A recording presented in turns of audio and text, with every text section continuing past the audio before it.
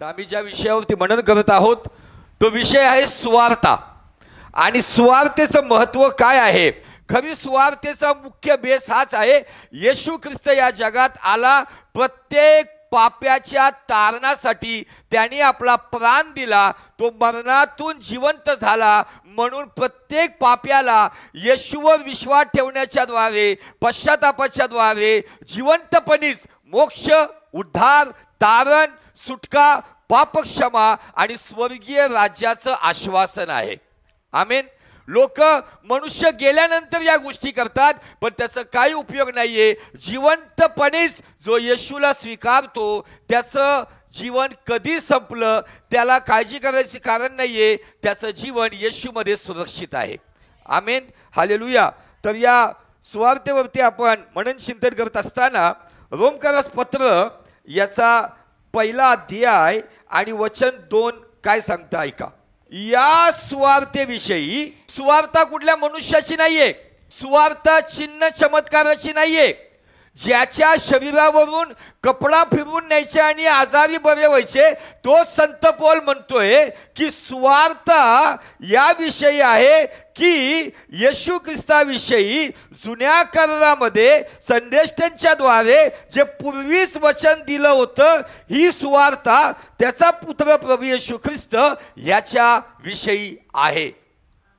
आज तुम्ही जर कधी सोशल मीडिया पाहताय तर अनेक गोंधळ आहेत. ज्यावेळेस एखाद्याला विचारतात क्यों आए चर्च में, चर्चमध्ये का आले, तर प्रत्येकाच्याकडे एकच उत्तर आहे की आम्ही चमत्कारासाठी आलो, बरकतीसाठी आलो, आम्ही फलाण्या गोष्टीसाठी आलो. आणि त्याच्यामुळं समोरच्याला आवाज वाढवायला आणि आपला अधिकार दाखवायला ताकद मिळत आहे. पण तुम्ही जे आज मंडळीमध्ये इथे आहात आणि जे सोशल मीडियातून पाहतात, तुम्ही सुवार्तेमधला जो मूळ गाभा आहे, चिन्ह चमत्कार नंतर पहिले पापांच्या क्षमेसाठी मी प्रभूच्या मंदिरात किंवा प्रभूच्या मार्गात आलो, तोच येशू आहे ज्याने माझ्या पापांसाठी आपलं रक्त सांडलं आणि त्याच्या रक्ताद्वारे माझ्या पापांची क्षमा झाली. त्याच्या बलिदानाद्वारे मला नवजीवन मिळालं. त्याच्या पुनरुत्थानाद्वारे मला पुनरुत्थानाची आशा आहे. हालेलुया. आज अनेक गोंधळाच्या गोष्टी झालेल्या आहेत आणि म्हणून मी थोडंसं सुरुवात याच्यातून केली. एक वचन पण वाचा, काय सांगतं रोम 1:1. नीट ऐका.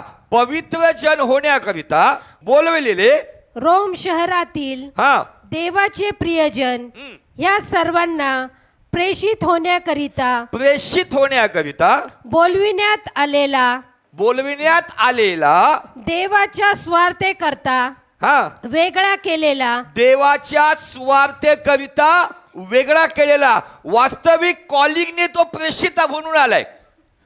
कॉलिंगने पाचारणाने प्रेषित म्हणून आलाय, पण स्वार्थेसाठी वेगळा केलेला. हालेलुया. कधी कधी आम्ही आमचं कॉलिंगला लय धरतो. मी मिराकल वर्कर, मेरे पास ये अनॉइंटिंग है, मेरे पास वो अनॉइंटिंग, सगळ्या गोष्टी ठीक आहेत. अरे ज्यांनी जगाची उलटा पालत केली तो म्हणतोय जरी स्वार्थेसाठी मला पाचारण केले, मला प्रेषित म्हणून पाचारण केले, पण स्वार्थेसाठी वेगळे केले. हालेलुया. Praise the Lord. पुढे स्वार्थेसाठी वेगळे केलेला ख्रिस्त येशूचा दास पौल ह्याच कडून. आता या वचनामध्ये ना तो त्याच्या 3 सेवा सांगतो. नंबर 1 त्याचं प्रेषित पद सांगतो. नंबर 2 तो स्वार्थिक आहे म्हणून सांगतो. आणि शेवटाला तो म्हणतो प्रभूचा दास. म्हणजे तो जरी प्रेषित म्हणून एक मिराकल वर्कर, अद्भुत गोष्टी करणारा, स्वार्थेच्या द्वारे लोकांच्या जीवनात सत्य घेऊन येणारा, पण या सगळ्या गोष्टीच्या शेवटी म्हणतो प्रभूचा दास. आमेन. हालेलुया. मला सांगू द्या, अनेक लोकांच्या डोक्यामध्ये वारस शिरतं, मिनिस्ट्री चालती, प्रार्थनेच्या द्वारे कधी कधी कार्य होतं, कधी कधी आम्ही सेवेमध्ये खूप बिझी होऊन जातो, कधी कधी आमच्या प्रार्थनेत आम्ही बिझी होतो, पण कधी कधी हवा येते. ती हवा संत पौलाच्या डोक्यात कधी नाही आली. जरी तो प्रेषित म्हणून कॉलिंग त्याचं होतं, परंतु स्वार्थिक म्हणून वेगळा झाला, पण शेवटी तो प्रभूचा दास म्हणून स्वतःची ओळख करून देतो. आमेन. तुमची माझी ओळख हीच असली पाहिजे की प्रभूचा दास आणि प्रभूची दासी. गुलाम नाही. गुलामला इंग्लिशमध्ये स्लेव म्हणतात, परंतु दासाला सर्वंट म्हणतात. बरेच लोक गोंधळतात आणि चुकीचं शिक्षण त्यामुळं पसरतं. थोडंसं गलती करण्याच्या पत्राकडे आपण जाऊया. संत पौल या ठिकाणामध्ये सुवार्तेविषयी चांगली साक्ष देतो आणि त्याविषयी तो खूप सुंदर गोष्ट बोलतो. थोडंसं तिथं जाऊया आपण. गलतीकारास पत्र 1 अध्याय वचन 11 पासून पुढे. मी सांगितलेली सुवार्ता, तुम्ही जी काल जाऊन सांगितलेली सुवार्ता मनुष्याच्या सांगण्याप्रमाणे नाहीये. राजू ठाकूरने तुम्हाला सुवार्तेविषयी उत्तेजन दिलं, सुवार्तेविषयी संदेश दिला म्हणून नाही. या ठिकाणी संत पौल स्पष्ट करत आहे, मी तुम्हाला सांगतो, मी सांगितलेली सुवार्ता मनुष्याच्या सांगण्याने नाही, तर सुवार्ता मला सांगणं ही स्वर्गातून मिळालेली जबाबदारी आहे. हालेलुया. तुम्ही सुवार्ता सांगता त्यावेळेला कुठल्या चर्चच्या पास्टरनी सांगितलं म्हणून सांगत नाही, तर सुवार्ता सांगता ज्याच्याद्वारे तुमचं जीवन बदललं, ज्याच्याद्वारे तुमच्या जीवनामध्ये सुंदर गोष्टी आल्या, ज्याच्याद्वारे तुम्हाला सुंदर देवाची ओळख झाली, ज्याच्याद्वारे तुम्हाला सुंदर राज्यात जाण्याचं आश्वासन मिळालं, त्यामुळं तुम्ही मनुष्य सांगतो म्हणून नाही, तर देवाने दिलेली जबाबदारी आहे. आणि तुम्ही प्रभू भोजनामध्ये ते स्वीकारता की मी जितक्यांदा ही भाकर खातो, जितक्यांदा हा प्याला पितो, तितक्यांदा प्रभूच्या मरणाची व त्याच्या येण्याची घोषणा करतो.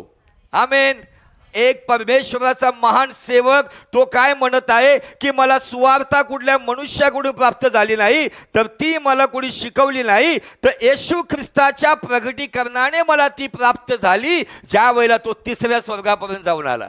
सुवार्ता तो सांगत आहे, तो म्हणतोय की ती मला मनुष्याकडून प्राप्त झाली नाही, तो म्हणतो मला कोणी शिकवली नाही म्हणून मी तुम्हाला शिकवत नाहीये, पण मी तुम्हाला वचन सांगत आहे की अनेक ठिकाणामुळे मध्ये सुवार्ता कशाची सांगितली पाहिजे, सुवार्तेचा मूळ गाभा काय आहे हे न सांगितल्यामुळे गोंधळात पडलेले आहेत लोक.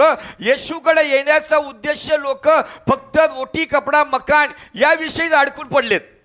त्याच्यामुळं आम्हाला सुवार्तेचा गाभाही कळला पाहिजे, पण संत पौलाची आमची बराबरी होऊ शकत नाही, कारण त्याला सुवार्ता डायरेक्ट 3ऱ्या स्वर्गातून शिकवण्यात आली होती. हालेलुया. पुढे. यहुदी धर्मातल्या माझ्या पूर्वीच्या वर्तणुकीविषयी तुम्ही ऐकले आहे की, तुम्ही ऐकलेलं आहे की मी कसा व्यक्ती होतो. यहुदी संप्रदायाप्रमाणे मी कडकडीत पंथाचा परुषी होतो. मला नियमशास्त्र तोंडपाठ होतं. मी यहुदी सण एकदम काटेकोरपणे पाळत होतो. मी यहुदी सर्व प्रकारचे जे पथ्य पालन करत होतो. मी कसा होतो तुम्हाला माहिती आहे. पुढं. देवाच्या मंडळीचा पराकाष्ठेचा छळ करत होतो, निस्ता छळ नव्हतो करत. हॅलो. ज्याने परमेश्वराची सुवार्ता सगळीकडे पसरवली त्याचा इतिहास हा आहे की तो मंडळीचा पराकाष्ठेने म्हणजे जीव आत्मा ओतून छळ करत होता. परमेश्वराचं काम असं आहे ना की एखाद्याला तो देवाच्या मंडळीच्या विरुद्ध उपयोगात आणतो आणि त्यालाच मंडळीसाठी उपयोगात आणतो. हालेलुया. Praise the Lord. ही साक्ष देतोय. तुम्ही येशूकडे का आला ना, तुम्हाला जगातले लोक तुम्हाला निरनिराळे प्रश्न करतील, तर तुमचं उत्तर हे असलं पाहिजे की मी पूर्वी छळ करणारा होतो, आता सेवा करणारा आहे. हालेलुया. Praise the Lord. मंडळीचा पराकाष्ठेने छळ करणारा व मंडळीचा नाश करीत असे, मंडळीचा मी नाश करणारा होतो, अशा पद्धतीने तो म्हणतोय की मी ही सुवार्ता आता का सांगत आहे की पूर्वी मी याच लोकांच्या विरुद्ध होतो आणि मी येशूच्या नावात घोषित करतो. मला सांगू द्या, जे आज येशूच्या मंडळी विरुद्ध आणि येशू विरुद्ध पराकाष्ठेचे शब्द वापरत आहे, येणाऱ्या दिवसामध्ये तेच लोक ख्रिस्ताची सुवार्ता सांगायला ठिकठिकाणामध्ये उभे राहतील. आमेन. कारण आमचा देव धर्मांतर करत नाही, आमचा देव जीवनांतर करतो. निश्चित जर पौलासारखा पराकाष्ठेने मंडळीचा छळ आणि नाश करणारा, मंडळ्यांना जन्म देणारा होऊ शकतो, तर तोच येशू काल आज युगानयुग सारखा आहे. ज्यांनी पौलाला सेवेसाठी उभं केलं, तोच अनेक विरोधकांना येत्या दिवसामध्ये त्यांच्यातून उभं केल्याशिवाय राहणार नाही. कारण सुवार्ता देवाच्या गौरवासाठी, मनुष्याच्या तारणासाठी देवाचं सामर्थ्य आहे. हालेलुया. आणखी गोष्ट आम्हाला त्याच्या एका साक्षीतून पाहायला मिळतं. तर कलसीकरास पत्र याचा 1 अध्याय आणि वचन 6 काय सांगतं. सुवार्ता म्हणजे येशू ख्रिस्ताविषयीची सुवार्ता, अन्य आणि निराळी सुवार्ता सांगायची नाही. साक्ष द्यायची नाही, साक्ष मंदिरामध्ये येऊन द्यायची आणि साक्ष तुम्ही वेळेनुसार एखाद्याला द्या, कारण तुमच्याप्रमाणेच देव त्याच्या जीवनात कार्य करेल याची गॅरंटी नाहीये. पण पहिली सुवार्ता सांग, प्रभू तुझ्या पापांची क्षमा करू शकतो, त्यांनी तुझ्यासाठी माझ्यासाठी बलिदान दिलेलं आहे. ही सुवार्ता तुम्हाकडे येऊन पोचली आहे. तुम्ही देवाच्या कृपेविषयी ऐकले व खरेपणाने कराच्या मंडळींची एक खास गोष्ट आहे, त्यांनी सुवार्ता ऐकली, ऐकल्यानंतर खरेपणाने ती तपासली. आम्ही कधी कधी तपासत नाही. आमच्याकडे जे काही येतं, जो कोणी सेवक येतो, जी काही मिनिस्ट्री असेल ना, आम्ही आदळेपणाने सगळीकडे विश्वास ठेवतो, म्हणून कधी कधी आमचा वेळ वाया जातो आणि आमची फसगत होते. पण कळसीकराच्या मंडळीमध्ये टॅलेंटेड आणि हुशार लोक होते. त्यांनी पौलाकडून जेव्हा सुवार्ता ऐकली तर ते काय म्हणत त्यांच्याविषयी, तुम्ही देवाच्या कृपेविषयी ऐकले व खरेपणाने तिची माहिती करून घेतली. आज जगाला तुम्हाला जर माहिती असेल, तुम्ही जर माहिती करून घेतली असेल तर तुम्ही माहिती देताल. कारण आज प्रॉब्लेम हा झालाय, तेल, पाणी, भविष्यवाणी, पास्टर, चर्च, हिलिंग, मिराकल, बरकत याच गोष्टीची माहिती करून घेतली. पण एक खरी समृद्धी, एक खरी बरकत, एक खरं जीवन जे येशू ख्रिस्तामध्ये आहे त्याविषयी तुम्ही माहिती करून घ्या, त्यावेळेस तुम्ही जगाला सांगू शकताल. आमेन. सुवार्ता फळही देते, सुवार्ता वाढतही आहे. सुंदर गोष्ट तो सांगत आहे, सुवार्ता फळ देत आहे आणि सुवार्ता वाढत आहे. पण प्रथम आध्यात्मिक गोष्टीचं फळ, आणि आध्यात्मिक गोष्ट ज्यावेळेस वाढते त्या ठिकाणामध्ये छळ हो किंवा सुखाचं जीवन असो, ती मंडळी मागं पडत नाही. Hallelujah, praise the Lord. आम्ही अंतुकियाच्या मंडळीकडे पाहिलं होतं. अंतुकियाच्या मंडळीमध्ये कशा पद्धतीने कार्य झालं, त्यांनी सुवार्ता कोणत्या परिस्थितीत गाजवली, त्यांची पांगापांग झाली होती. छळाच्या बिकट आणि एकदम हलाखीच्या परिस्थितीमध्ये त्या लोकांना यरुशलेम सोडून पळावं लागलं. परंतु यरुशलेम मधून आल्यानंतर त्यांनी ज्या ठिकाणामध्ये अंतुकिया, कुप्रे या ठिकाणामध्ये गेल्यानंतर ते लपून राहिले नाही. तर बायबल सांगतं की त्यांनी यहुद्यांना देवाचं वचन आणि अन्य जातीला, विधर्म्यांना येशू ख्रिस्ताची सुवार्ता सांगितली आणि पुष्कळ लोकांनी विश्वास ठेवून ते प्रभूकडं वळले, कारण प्रभूचा हात त्यांच्यावर होता. आमेन. पण मी थोडंसं आणखी तिथून पुढे तुम्हाला घेऊन जाऊ इच्छितो. आणि इकुन्या नावाच्या भागामध्ये पौल आणि बर्नबा हे लोक त्या ठिकाणामध्ये सुवार्ता सांगायला गेले आणि तिथून पुढं त्यांना पुन्हा छळ झाला आणि लुस्त्र नावाच्या ठिकाणा गेले. बोला, लुस्त्र. त्या लुस्रामध्ये जन्माने एक पांगळा व्यक्ती होता. तो पौल देवाची सुवार्ता किंवा देवाचं वचन सांगत असताना एक जन्मानी पांगळा व्यक्ती त्या सभेमध्ये आशीर्वादित झाला, निरोगी झाला आणि स्वबळावरती उड्या मारून चालायला लागला. आमेन. तो कशामुळे बरा झाला? त्याचं कारण होतं की पौल त्या ठिकाणामध्ये सुवार्ता गाजवत होता. Hallelujah, praise the Lord. हा व्यक्ती बरा झाला, हा व्यक्ती आपल्या पायावरती उभा राहिला. तर थोडंसं ती स्टोरी वाचून पुढे जाऊया. प्रेषितांचं कृत्य 14 अध्याय आणि वचन 6 पासून वाचा. हे ओळखून ते लुकवानिया प्रांतातील लुस्त्र व दर्बे ह्या नगरात व ज्या सभोवतालच्या प्रदेशात पळून गेले आणि तेथे ते सुवार्ता सांगत राहिले. तिथे पळून गेल्यानंतर ते लपून बसले का? त्यांना इकुन्यामध्ये तिकडं काही यहुदी लोकांनी येऊन विरोध केला आणि तो विरोध साधा सुद्धा नव्हता, दगडमारीचा होता. ते तिथून निघून गेले आणि असले नको बाबा, कदाचित कुठं विरोध होईल तर त्या विरोधामध्ये थांबू नका, तर त्या विरोधातून तिथून निघा आणि पुढे जाऊन काम करा. हालेलुया. ही पद्धत आहे सेवेची. लुस्त्रात पायानी अधू असा कोणी एक माणूस बसला होता. तो जन्मता पांगळा असून कधी चाललेला नव्हता, कधीच चालला नव्हता. तो पावलाचे बोलणे ऐकत असे. पावलाने त्याच्याकडे दृष्टी लावून व त्याला आपण बरे होऊ असा विश्वास आहे असे पाहून मोठ्याने म्हटले, तू आपल्या पायावर नीट उभा राहा. मग पावलाने जे केले ते पाहून लोकसमुदाय लुकवानी भाषेत मोठ्याने ओरडून बोलले, देव माणसाच्या रूपाने आमच्यात उतरले आहेत. त्यांनी बर्नबाला ज्युपिटर म्हटले व पावलाला मुख्य वक्ता होता म्हणून त्याला मर्क्युरी म्हटले. मग नगरापुढे असलेल्या ज्युपिटरच्या पुजाऱ्याने बैल व माळा दरवाजा जवळ आणल्या आणि लोकांना बरोबर घेऊन बलिदान करावे असे त्यांच्या मनात होते. आता या ठिकाणामध्ये पौल त्या लुकवणी लोकांना खूप असं डीप टीचिंग देत असेल का?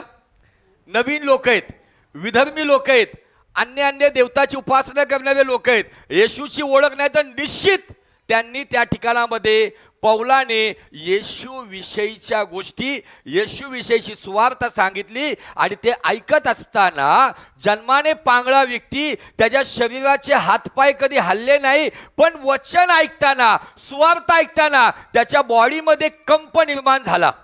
आणि तीच गोष्ट पौलाने ताडली आणि समजून घेतलं की या गर्दीमध्ये चांगले हातपायवाले लोक आहेत, पण एकाचे हातपाय हलना. पण जो जन्माने पांगळा आहे, जो कधी चालला नाही, जो कधी त्याला चालता आलं नाही, पण माझं वचन ऐकताना हा रिस्पॉन्ड करतोय. आमेन, हालेलुया. ते व्हायब्रेशन त्याचं ज्या पांगळ्या व्यक्तीचं पाहिल्यावरती पौलाने त्या ठिकाणामध्ये येशूचं नाव घेतलंय का? बरेचसे अँटिक्राइस्ट लोक या चमत्काराला म्हणतात इधर येशू का नाम किधर आहे. पण त्यांना उत्तर द्या की मागच्या वचनामध्ये बायबल सांगतं की हे लोक तिथं येऊन सुवार्ता सांगत होते. सुवार्तेमध्ये येशू शिवाय ते दुसऱ्या गोष्टी आजकालचे जे सांगतात ते सांगत नव्हता. तो त्यांनी येशूविषयी सांगितलं. येशूद्वारे नवजीवन आहे, येशूला बटलेल्या माराच्या वळाने तू निरोगी झालेला आहे. या गोष्टी ऐकत असताना त्याच्या शरीरामध्ये कधी नाही तेव्हा पहिल्यांदा तो कंप निर्माण झाला, ते व्हायब्रेशन निर्माण झालं, त्याची बॉडी थरथरायला लागली, त्याचं शरीर थरथरायला लागलं. आणि त्यांनी ऑलरेडी येशूचं नाव स्वीकारलं होतं, फक्त आता त्याला त्या सामर्थ्याने उभं राहायचं होतं. म्हणून तो म्हणतो उठ, आपल्या पायावर उभा राहा. आणि हा चमत्कार झाल्यावरती हे सगळे लुकवणी लोक, अन्य जातीचे लोक, त्यांचे 2 देवता होते. तसे 3 देवता आहेत, पण लिखित स्वरूपात 2 देवता आहे. ज्युपिटर बाप आहे आणि मर्क्युरी मुलगा आहे. ज्युपिटर आणि त्याची पत्नी आणि त्याचा मुलगा. आपल्या इथं पण असं त्रिकूट आहे, देश बदलला की नाव बदलतं. आणि त्या ठिकाणामध्ये मर्क्युरी का म्हटलेलं आहे? कारण मर्क्युरी नावाचा जो त्यांचा देव आहे, तो मर्क्युरी हा त्यांच्या मतानुसार देवाचा संदेश घेऊन येणारा आहे. जसं बायबलनुसार देवाचा संदेश घेऊन येणारा कोण आहे? गॅब्रिएल आहे. तसं त्याला मर्क्युरी समजलं आणि त्यांच्या प्रथेप्रमाणे त्या देवतांना ते बैलाचं बलिदान चढवत असे.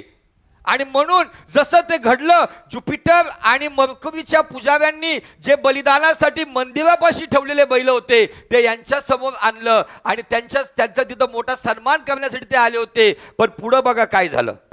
प्रेषितांनी म्हणजे बर्नबा व पौल यांनी आपले वस्त्र फाडली. काय फाडले?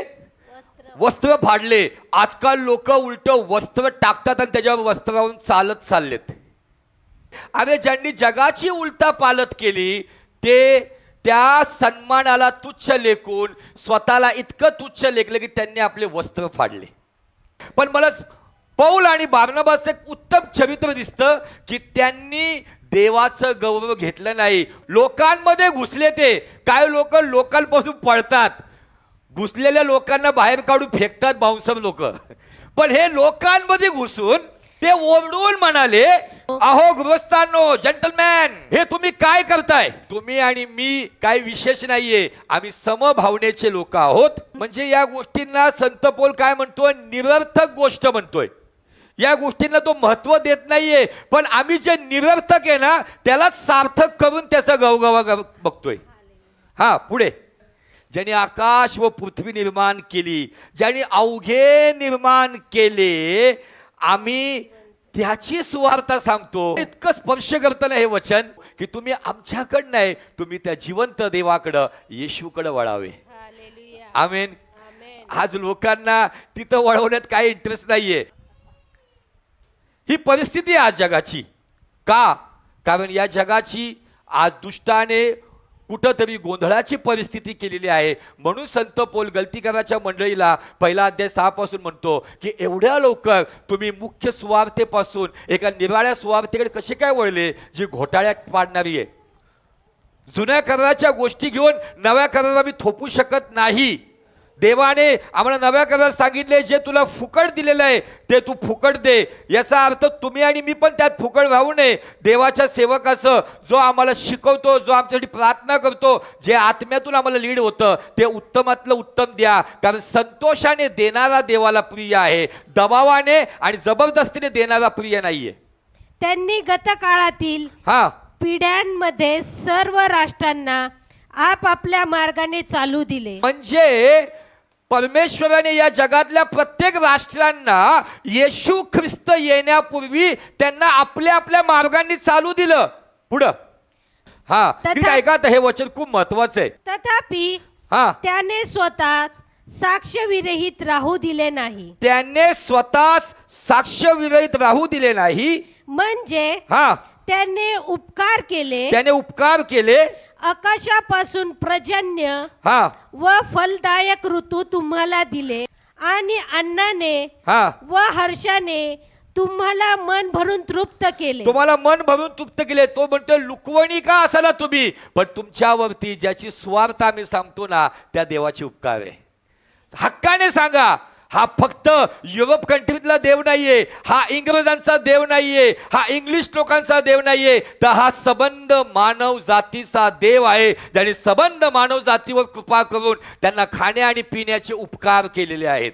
म्हणजे तुम्ही सांगा लोक तिथं नाही पौल तू मर्क्युरी आहे, बर्नबा तू ज्युपिटर आहे, तुम्ही आमचे ज्युपिटर देव आहात, तुम्ही आमचे मर्क्युरी देव आहे, आम्ही तुम्हाला तुमचा सन्मान करणारच, आम्ही माळा घालणारच, तुमच्या समोर बैलाचं बलिदान देणारच. इतके ते त्या ठिकाणावर जबरदस्ती करत होते. पण जास्त त्यांनी हे सांगितल्यावर त्यांना आवरलं आणि त्या ठिकाणामध्ये मी विचार केला, इतकं मोठं कार्य झालं, इतकं सन्मान झाला, आता पुढं आणखी काहीतरी होईल. बघा पुढं काय घडलं. नंतर अंथुकिया व इकुनिया येथून कित्येक यहुदी आले.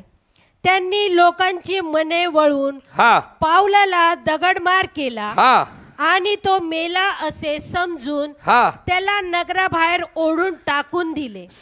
पण इथं सेवानंतर या ठिकाणामध्ये त्याला भरपूर मार खावा लागला आणि देवाने सांगितलं होतं माझ्यासाठी. हनन्या म्हटला की कशी जाऊन प्रार्थना करू. देव म्हटला होता हनन्या तू जा, माझ्यासाठी मी याला दुःख भोगायला लावलं. जे कृत्य त्याच्याद्वारे स्तेफनावरती करण्यात आलं होतं, ज्या स्तेफनाला दगडमार केली होती, तो स्तेफन मरण पावला होता. या ठिकाणामध्ये हाच पौल ज्याने सुवार्तेमध्ये देवाचं सामर्थ्य आहे याचा एक डेमो दिला. इथं ज्या वेळेला लोकांनी दगडमार करून करून करून ते लुकवणी लोकांनी पण बघितलं, इथं आम्ही याला देव म्हणत होतो आणि हे येऊन दगड मारतात. आणि एका सेवकाच्या जीवनामध्ये हे असतं. या ठिकाणामध्ये संत पौलासाठी एक सन्मानाचा अनुभव आहे आणि दुसऱ्या बाजूला मरणाचा अनुभव आहे. आणि त्या अनुभवातून जात असताना बायबल सांगतं की तो मेला बेशुद्ध झालेल्या परिस्थितीमध्ये होता आणि असं दिले की त्याला नगराबाहेर ओढून टाकले, फरफटत नेऊन फेकले, वेशीवरती नेऊन फेकून दिलं. त्याला मेलाच म्हणून समजून घेतलेलं. किती दगडमार झाला असेल त्याला. पण एक सुंदर गोष्ट आम्हाला पुढच्या वचनात पाहायला मिळते. पण त्याच्या भोवती शिष्य जमल्यावर तो उठला व नगरात निघून गेला. बायबल सांगतं शिष्य जमा झाल्यावर जे शिष्य त्यांनी अंतुखियात तयार केले होते, शिष्यांना ख्रिस्ती नाव पहिल्यांदा मिळालं होतं, जे शिष्य त्यांनी इकुनियामध्ये तयार केले होते, जे शिष्य त्याच्या सेवेत त्यांनी उभे केले होते, ते शिष्य त्या नगराच्या बाहेर तो मेला म्हणून त्याला सोडून गेले नाही, तर तिथे जाऊन फक्त उभे राहिले. ते उभे राहिले असतील का? त्यांनी त्या ठिकाणामध्ये ग्रुपनी जॉईंट होऊन त्यांनी प्रार्थना 100% केली असेल. आज मला सांगू द्या, हे प्रार्थनेच्या एकीचं सामर्थ्य आहे. लोकांच्या दृष्टीने मेलेला पौल तिथं उभा राहिला. म्हणून तुमची एकत्र येऊन जी तुम्ही उपवास प्रार्थना करताना मेलेली परिस्थिती तुमच्याद्वारे जिवंत होऊ शकते. म्हणून उपवास प्रार्थनेला हलक्यात घेऊ नका. Hallelujah, praise the Lord. आणि मी विचार करतो तो नगरात निघून गेला. तो म्हटला नाही कुठल्या दवाखान्यात घेऊन चला, मलमपट्टी करा, टाके बिके पडलेत का बघा, रक्त वाहते. निश्चित तो रक्तबंबाळ झाला होता. पण मला सांगू द्या, हाच पौल त्याच्या पत्रामध्ये रोम 1:16 मध्ये सांगतो की सुवार्तेमध्ये तारणासाठी देवाचं सामर्थ्य आहे, तर त्या सुवार्तेमध्ये आरोग्यासाठी देवाची कृपा देखील आहे. हालेलुया, प्रेज द लॉर्ड, बोलो येशू मसीह की. आणि पहा 21 वर्षापासून पुढे तो नगरात निघून आला. मग दुसऱ्या दिवशी बर्नबा बरोबर तो दरबेस गेला. मी म्हणलं ह्याला मारताना बर्नबा कुठं होता? हा माझा प्रश्न आहे. बर्नबास कुठं होता? मार खाताना पौलावरतीच काय एवढं टार्गेट होतं? त्यांनी पौलालाच टार्गेट का केलं होतं? कारण पौलाचं जे बोललं होतं ते वचनाच्या आधारावर होतं. कारण तो यहुदी धर्मानुसार परुषी होता, कडकडीत नियमशास्त्र माहीत असणारा होता आणि येशूच उद्धार करता आहे हे उत्तम रीतीने पटवून देणारा होता. म्हणून त्यांच्या टार्गेटला पौलच होता. म्हणून त्यांनी बर्नबाकडे पाहिलं नाही. त्यांनी पौलाला इतकी दगडमार केली की तो मेला समजून फरफटत नेऊन फेकून दिलं. पण शिष्य जमा झाले. तो उठला, नगरात निघून गेला आणि दुसऱ्या दिवशी लुस्राच्या पुढचं जे नगर होतं दर्बे, त्या दर्बेला तो पोहोचला. त्यांनी माघार घेतली नाही. तो अंतोखियाला जाऊन आराम करायला गेला नाही. यरुशलेमेमध्ये जाऊन तो आराम करायला गेला नाही. तो आपली कुठल्याही प्रकारच्या इस्पितळात गेला नाही. त्याने देवाच्या सेवेला प्रथम स्थान दिलं.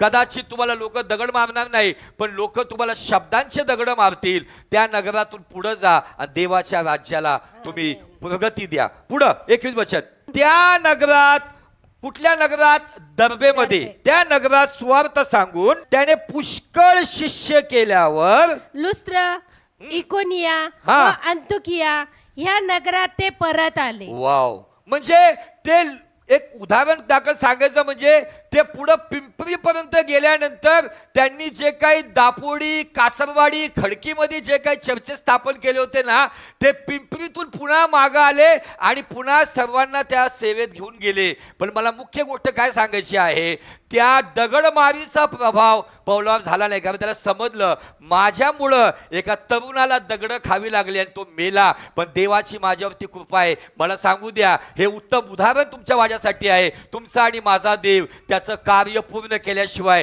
तुम्हाला आणि मला मरू देणार नाही.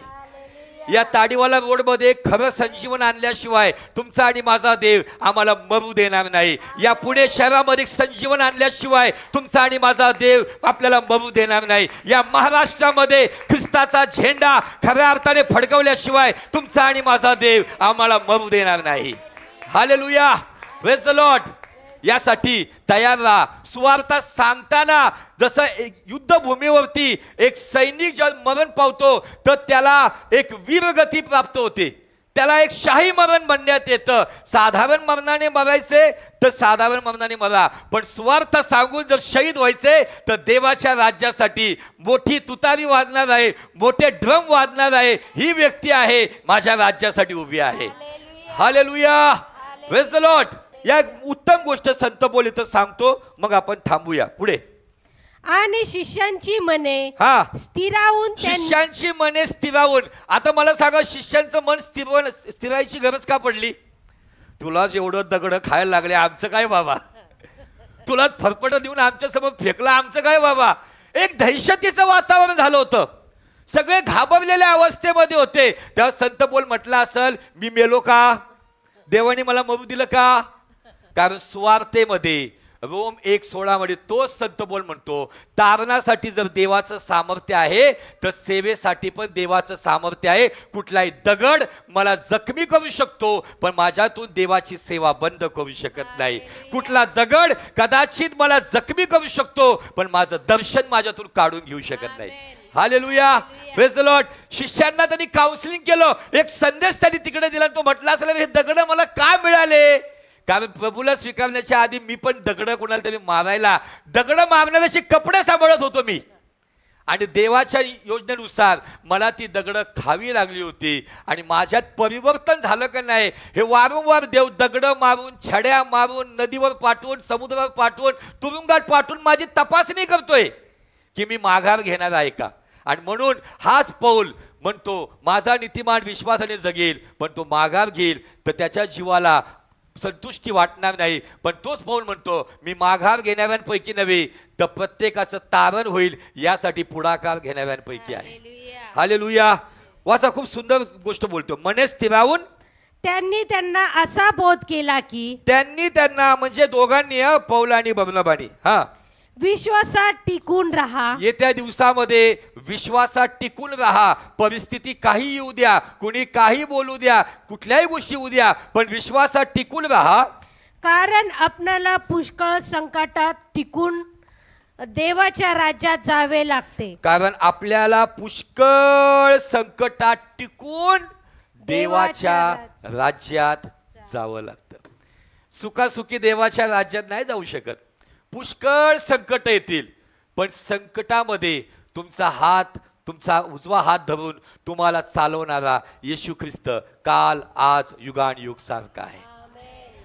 देवाच्या राज्यात सार्वकालिक जीवनामध्ये पुष्कळ संकटात टिकून कुणाच्या भविष्यवाणीने कोणी सार्वकालिक जीवनात जाणार नाही.